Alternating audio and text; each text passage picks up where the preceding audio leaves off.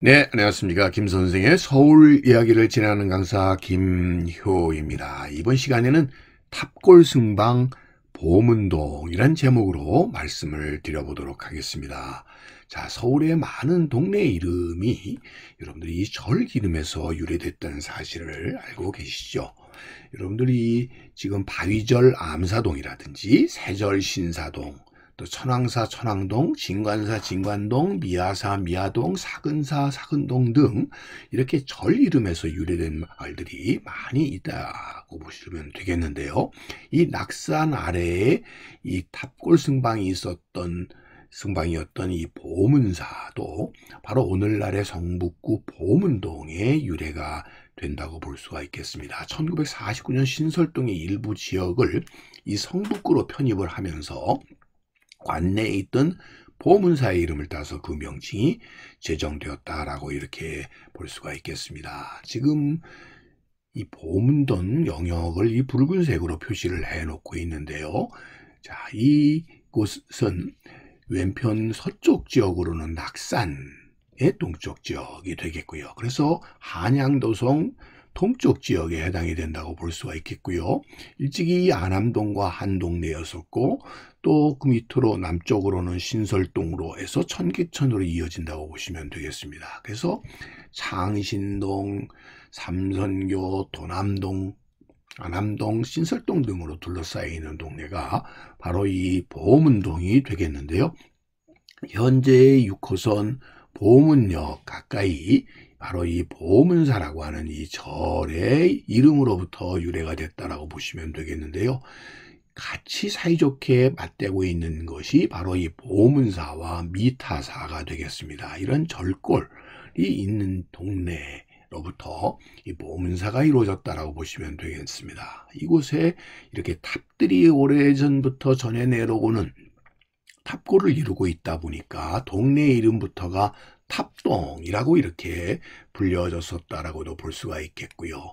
그 가까이 신설리, 안암리, 도남리, 삼선평, 또 그 자지동, 숭인동, 창신동과 같은 옛 지명들 속에 바로 이 탑동이 위치하고 있고 그곳으로 성북천이 이렇게 흘러서 청계천으로 유입된다고 하는 것을 이 지도에서 우리가 확인을 해볼 수가 있겠습니다. 지금 미타사가 바로 보문사 옆에 위치하고 있어서 이곳 자체는 고려시대부터 내려오는 아주 오래된 이 불탑이 있는 곳이어서 그런 의미에서 이 성박 비군이 4대 승방 중에 하나로 탑골 승방으로 이렇게 알려지게 되었던 것이 이것이라고 보시면 되겠습니다.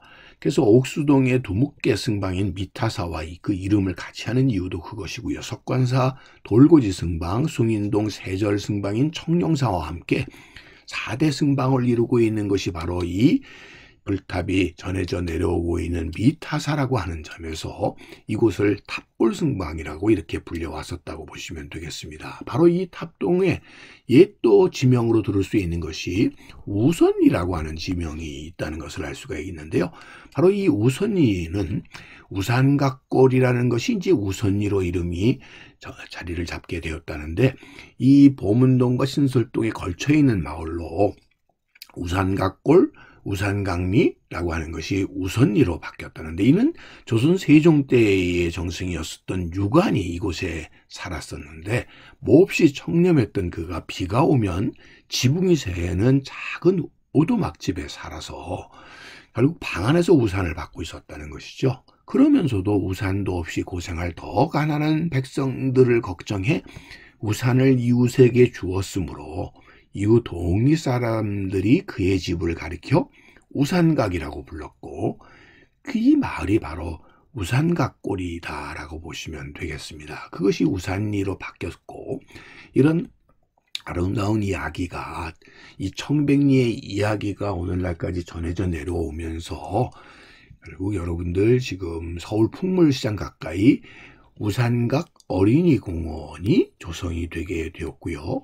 그 어린이 공원 내에 바로 이 우산각이라고 하는 초가 집이 이렇게 조성이 복원이 된 것도 이 지역에 내려오는 이야기들을 오늘날 하나의 교훈으로 삼기 위한 노력의 결과라고 보시면 되겠습니다. 한편으로 이 우산각이 또 비우당이라는 이름으로도 또 복원이 되어 있는데, 여러분들이 이 비우당은 일찍이 지봉유소를 지은 이 이수광이 살았었던 집으로 현재는 이 낙산 정상에 이렇게 복원이 되어 있습니다. 그래서 여러분들 지금 이 낙산 한양도성 가까이에 지봉선생 비우당 예터라고 해서 이렇게 복원이 되어 있는 것을 이 낙산 공원을 산책하다 보면 만나게 되는데, 이곳은 지봉유설이 저술된 비우당이라고 이렇게 복원이 되어 있는데, 이는 세종 때 이 청백리였었던 유관이 그의 종손녀의 사위였었던 이수광의 아버지 병조판소 이희검에게 물려주게 되었고, 그 이희검이 이 집을 이수광에게 넘겨주게 되었다는 것이죠. 결과적으로 이 우산각이 이 이수광에게 넘겨지게 되는데, 바로 이곳이 지봉 아래에 있다 보니 결국 이 이수광은 호를 지봉이라고 지었다라고 볼 수가 있겠고요. 그 역시 이곳에 집을 이 집터에다가 새로 초가상간을 짓고 비를 근근히 가릴 수 있는 집이라는 의미로 비우당이라고 하는 당호를 지었다라는 얘기가 되겠습니다. 자, 그래서 이곳 비우당은 일찍이 청백리의 이런 정신이 이어져 내려오는 그런 의미의 우산각이 비우당으로 이렇게 바뀌었다는 걸 알 수가 있겠고요. 지봉 이수광이 이곳에서 광해군 6년 조선 최초의 백과사전이라고 할 수 있는 지봉유설을 저술을 함으로써 이러한 어려운 환경 속에서도 학문적 큰 업적을 남긴 곳으로 우리는 이 비우당을 기억해야 되지 않을까 싶고요. 그래서 그의 이런 당호를 딴 비우당교라고 하는 이 청계천 위의 다리도 나오게 되었다라고 보시면 되겠습니다. 그런 의미에서 이 보문동이라는 것은 서울 동쪽 교회의 관문을 이루는 곳으로 바로 이 안암동으로부터 출발을 했다고 볼 수가 있겠고요. 이것이 해방 이후에 이곳에 대규모의 한옥 집단주택 지역이 나타나게 되면서 성북구로 분동이 되는 과정 속에서 이렇게 보문동이 자리 잡게 되어서 오늘에 이르고 있다라고 보시면 되겠습니다. 그래서 이 지도에서 보시는 것처럼 1937년도라고 하는 것은 이 성북천 변에 토막촌들이 이렇게 위치하고 있었던 곳인데, 이것이 도시 한옥주택단지로 바뀌면서 오른쪽의 모습으로 바뀌었다고 보시면 되겠습니다.